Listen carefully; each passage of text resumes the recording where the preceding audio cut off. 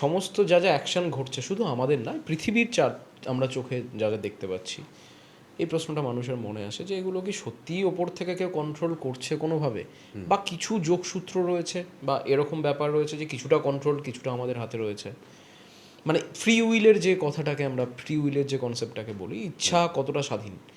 স্বাধীন ইচ্ছা, তুমি নিজেকে জিজ্ঞাসা করো যে স্বাধীন ইচ্ছা কথাটা কি কন্ট্রাডিক্টরি নয়? একেবারেই কন্ট্রাডিক্টেড, আমি হ্যাঁ। ভেবেওছি এটা নিয়ে। যখনই ইচ্ছা হবে তখন কি করে তুমি স্বাধীন না কোথায় স্বাধীন, হলে, হ্যাঁ। তাই না? প্রথমে মানুষ নিজে কি স্বাধীন যে তার ইচ্ছা হ্যাঁ, স্বাধীন ঠিক, হবে? সঠিক। হ্যাঁ, আমি কি স্বাধীন যে আমার ইচ্ছা স্বাধীন হবে? যদি আমি স্বাধীন হই তখন কি আমার ইচ্ছা থাকবে? ইচ্ছা মানে কি? ইচ্ছাটা একটা ভদ্র শব্দ। ইচ্ছা মানে হচ্ছে বাসনা। তাহলে আমি চলছি আমার বাসনার দ্বারা। আমার যেটা আজকে বাসনা হলো বা ইচ্ছা হলো, সেটা আমি তো তাড়িত হলাম সে বাসনার দ্বারা। আমি কিছু করছি, আমি স্বাধীন। আমি এই সিদ্ধান্তটা নাও নিতে পারতাম, নিতেও পারতাম, ঠিক আছে নিলাম, এরকম হয়তো আমরা সিদ্ধান্ত নিই না। আমরা বাসনায় তাড়িত হয়ে সিদ্ধান্ত নিই, এবং বাসনায় তাড়িত হয়ে আমরা কোনো কাজ করি। ভাবনা, ইচ্ছা, ক্রিয়া, ইচ্ছা থেকে ক্রিয়া হয়। তাহলে যেখানে ব্যক্তি স্বাধীন নয়, তাহলে সেখানে ইচ্ছা কী করে স্বাধীন হতে পারে? ঠিক। বুঝে দেখো। তাহলে আমাদের যা কিছু সিদ্ধান্ত, যা কিছু কাজ চলছে বাসনার দ্বারা। খুব ভালো করে এটা বোঝো, যা কিছু চলছে Right. বাসনার দ্বারা। বাড়ি করছি আমি বাসনার হ্যাঁ, জন্য, আমি যা বা পডকাস্ট বাসনার করছি দ্বারা। বসে বাসনা।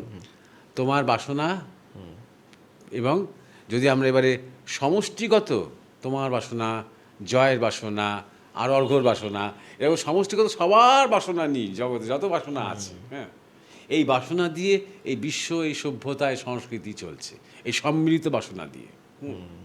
স্বাধীন দেখবে কেউ নয়। একমাত্র যিনি বাসনার জাল ছিন্ন করেছেন তিনি স্বাধীন। তিনিই স্বাধীন, এবং যিনি ছিন্ন করেছেন তার ব্যক্তিগত কোনো বাসনা নেই।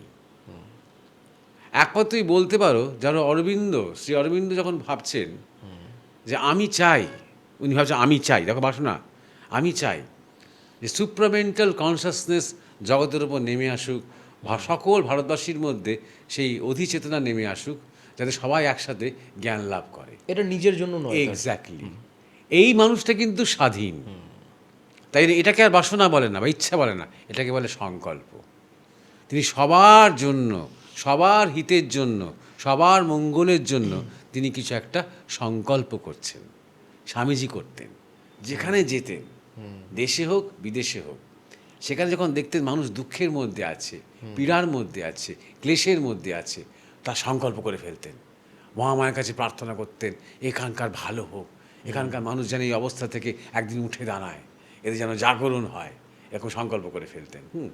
তো কিন্তু কোনোটাই ব্যক্তিগত, মানে আমার ভালো হোক, বা আমার রামকৃষ্ণ মিশনের ভালো হোক, বা আমার গুরুর খুব নামডাক হোক, এটা কখনো করতেন না তিনি। তাহলে এইটা যারা করেন না, যেখানে বাসনাতে আমি এবং আমার নেই, সেটা বাসনা নয়, সংকল্প। এখন তাদেরকেই তুমি বলতে পারো তারা স্বাধীন। কী অর্থে স্বাধীন? বাসনা থেকে স্বাধীন, ইচ্ছা থেকে স্বাধীন, কোনো অধীনতা থেকে তিনি মুক্ত, তাই তিনি স্বাধীন, অধীন, স্বাধীন। বুঝতে পারছো? তো যতক্ষণ পর্যন্ত বাসনা আছে, কেন বাসনা আছে?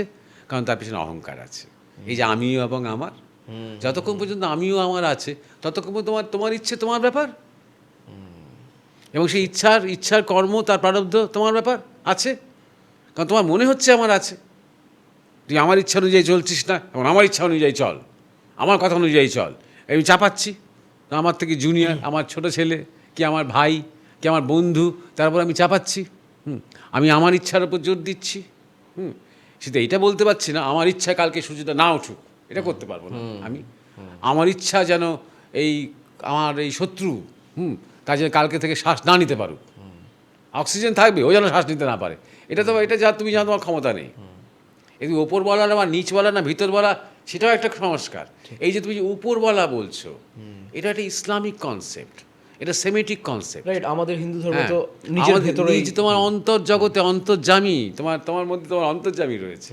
এটা ওপর নিচ সব যা সর্বত্র তিনি আছেন, যদিও পাতালেও আছেন, স্বর্গেও আছেন, সব জায়গায় তিনি আছেন আমাদের ভারতবর্ষের চিন্তা অনুযায়ী।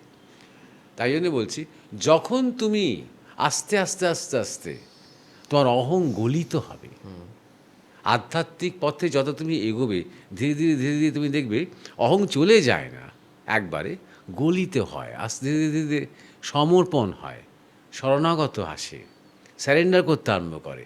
তখন বুঝতে পারবে, খুব গভীর থেকে বুঝতে পারবে যে আসলে ব্যক্তি ইচ্ছা বলে কিছু নেই, আচ্ছা। একটাই ইচ্ছা। এই জগৎ বিশ্ব ব্রহ্মাণ্ড যিনি চালাচ্ছেন, গাছের পাতাটিও তিনিই নাড়াচ্ছেন, তোমার মধ্যে শ্বাস হয়ে তিনিই প্রভাবিত হচ্ছেন। তোমার মধ্যে প্রত্যেকটা যে তোমার যে বয়সটা বাড়ছে, ম্যাচুরিটি হচ্ছে, তোমার যা কিছু হচ্ছে তোমার জীবনে, তোমার যে যোগাযোগটা হচ্ছে, হঠাৎ আজকে কার সাথে দেখা হয়ে যাচ্ছে, সেই তাঁর ইচ্ছাতেই হচ্ছে।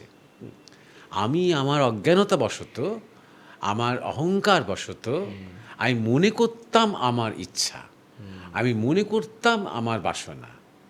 সুতরাং এর উত্তরটা হচ্ছে যে তুমি যতক্ষণ স্বাধীন নও ততক্ষণ তোমারই ইচ্ছা।